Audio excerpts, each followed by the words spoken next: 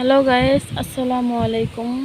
দেখেন গাইস, এটা হচ্ছে আমাদের পাকা ঘাটলা।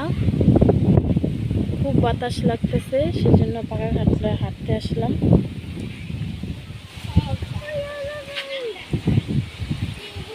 এটা হচ্ছে আমার ছেলে, দেখেন ছেলে বসে আছে, ঠান্ডা বাতাস। এটা হচ্ছে আমার ভাগ্নি, সেও বসে আছে, ঠান্ডা বাতাস, হাওয়া বাতাস খেতে আসছি আমরা। বাসায় খুব গরম লাগে, এজন্য। এটা হচ্ছে আমাদের পুকুর।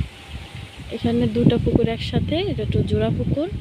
এটা হচ্ছে আমাদের দুটা পুকুর আমাদের। এটা হচ্ছে পাকা ঘাটলা।